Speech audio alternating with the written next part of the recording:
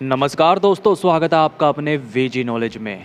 आज उस शख्स के बारे में बात करने जा रहे हैं जो बड़ा राजन के बड़े भाई की तरह था, जिसके मरने पर छोटा राजन सारी रात नहीं सोया, वो रात भर रोता रहा। जी हाँ, यहाँ बात कर रहे हैं दिवाकर चूरी की।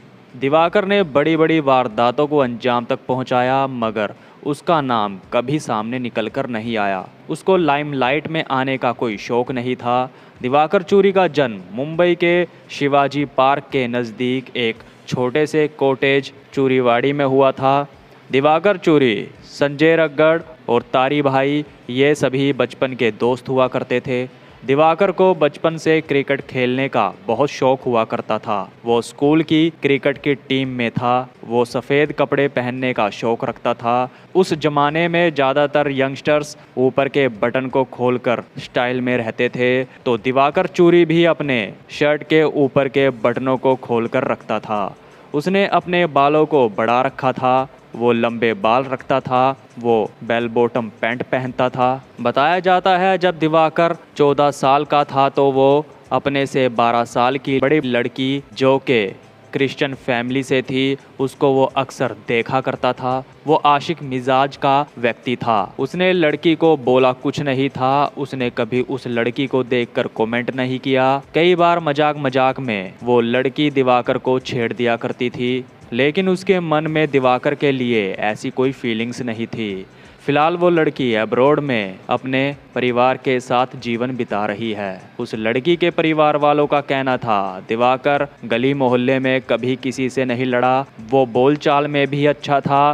किसी को नहीं पता था कि वो आगे जाकर अंडरवर्ल्ड से जुड़ जाएगा। दिवाकर की बहन उससे उम्र में बहुत बड़ी हुआ करती थी। उसकी बहन के जो बच्चे थे वो दिवाकर को अपने भाई की तरह रखते थे। गवर्नमेंट के ऑर्डर पर उनको चूरीवाड़ी को खाली करना पड़ गया था। इसके बाद दिवाकर का परिवार दादर परेल में जाकर शिफ्ट हो जाता है। चित्रा सिनेमा के पास एक बिल्डिंग थी, वहां वो जाकर रहने लग जाते हैं। ये वो एरिया था जहां फिल्म इंडस्ट्री से जुड़े लोग, हफ्ता वसूलने वाले और भाई लोग रहा करते थे। बिल्डिंग में लोगों का आना जाना लगा रहता था।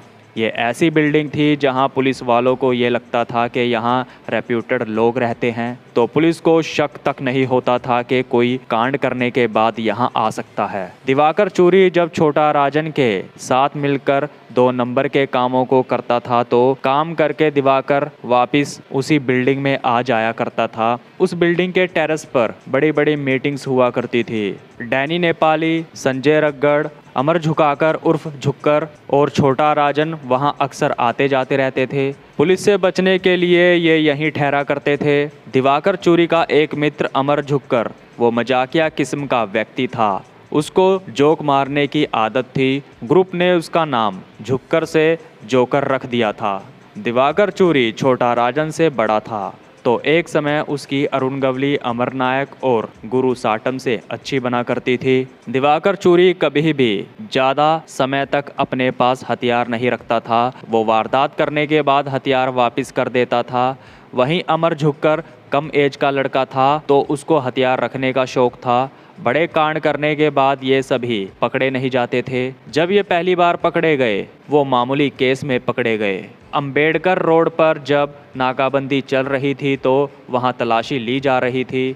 उनकी तलाशी के दौरान हाथ लगने की वजह से अमर झुक्कर की पैंट से फंसा पिस्टल नीचे गिर जाता है। वहीं दिवाकर के पास कुछ नहीं था, तो पुलिस ने उससे ज़्यादा सवाल नहीं किए, मगर अमर झुक्कर की पुलिस ने बहुत पिटाई की। उस पर केस लगा, उसको जेल भेज दिया गया।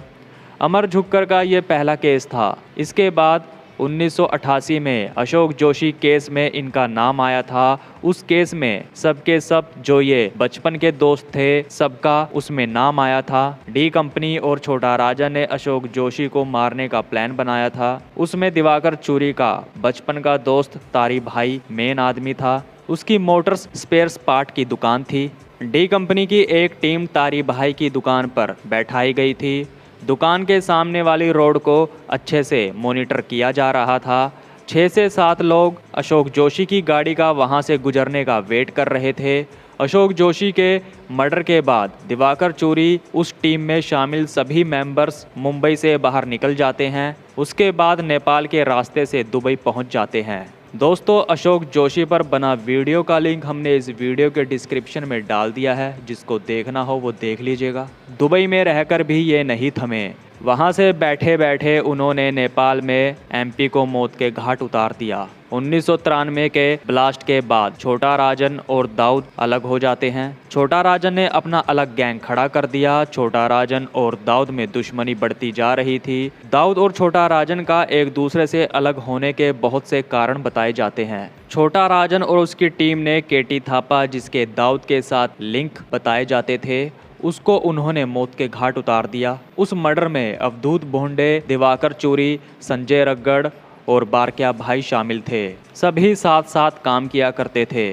बताया जाता है कि केटी थापा को छोटा राजन ने दाऊद के बिना बताए मारा था। उस समय छोटा राजन और दाऊद में अच्छी बनती थी। संजय रगड़, अमर झुक्कर और दिवाकर चूरी ने छोटा राजन के कहने पर बहुत सी हत्याओं को अंजाम तक पहुंचाना शुरू कर दिया था। दुबई में ये लोग अन्ना पैलेस नाम के होटल में छोटा राजन से मीटिंग करने जाते रहते थे। शरद शेट्टी अन्ना पैलेस को देखा करता था।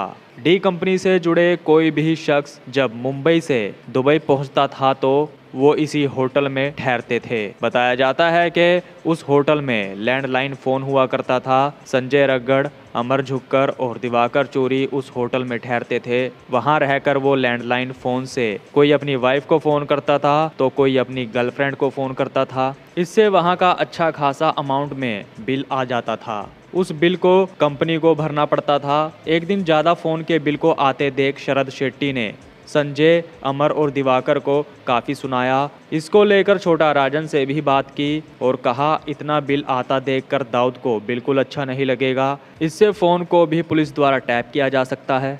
तो कहीं ना कहीं छोटा राजन और शरद शेट्टी में यहाँ से एक दूसरे के लिए मन में कड़वाहट पैदा हो गई थी।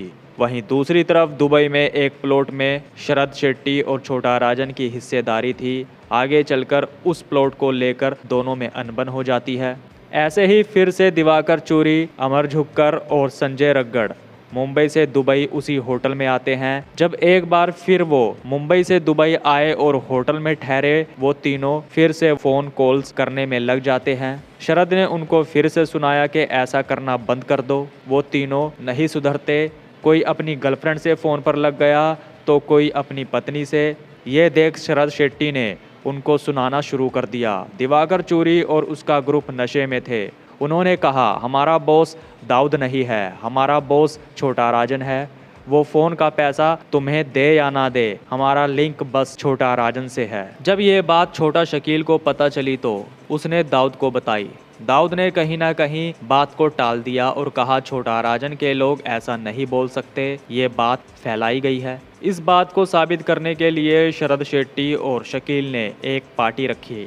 उसमें उन तीनों को भी बुलाया गया। वहाँ पर दिवाकर और उसके साथियों ने काफ़ी दारू पी। बातों बातों में उनके मुंह से वही चीज़ दोबारा निकलवाई गई जो दाऊद के खिलाफ वो पहले बोले थे।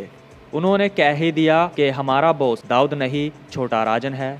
उस बात को टेप रिकॉर्डर में रिकॉर्ड कर लिया गया। वहीं कुछ लोग कहते हैं ये बात फ़ोन पर दाऊद को सुनवाई गई थी। दाऊद ये सुन सोच में पड़ गया था। ये तीनों डी कंपनी के खिलाफ जाने लगे थे।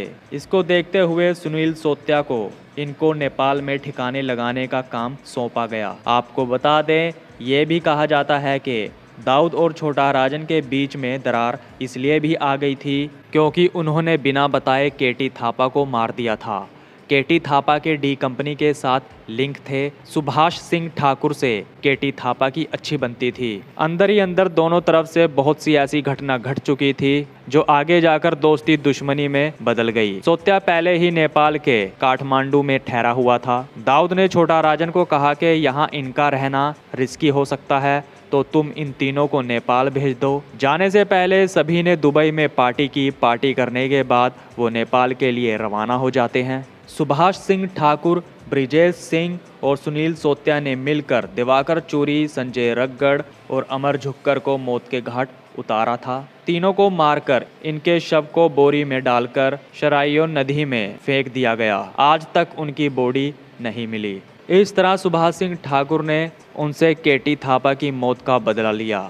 दोस्तों, सुभाष सिंह ठाकुर सुनील सोत्या और केटी थापर पर बने वीडियोस के लिंक हमने इस वीडियो के डिस्क्रिप्शन में डाल दिए हैं। जिनको वो वीडियोस देखना हो वो देख लीजिएगा। मारे गए तीनों व्यक्ति एक ज़माने में जिनका अंडरवर्ल्ड में नाम हुआ करता था, उनका इस तरह से अंत हुआ। जे हॉस्पिटल में जो अटैक हुआ था उस केस में जब सुभाष सिंह ठाकुर अरेस्ट हुआ था तो उसने ये स्टेटमेंट पुलिस को दी थी कि उन्होंने दिवाकर चूरी और उनके साथियों को नेपाल में मारा। दिल्ली आईबी ने जब भाई ठाकुर और सुभाष सिंह ठाकुर को पकड़ा था तो वहाँ भी उसने पुलिस को बताया था।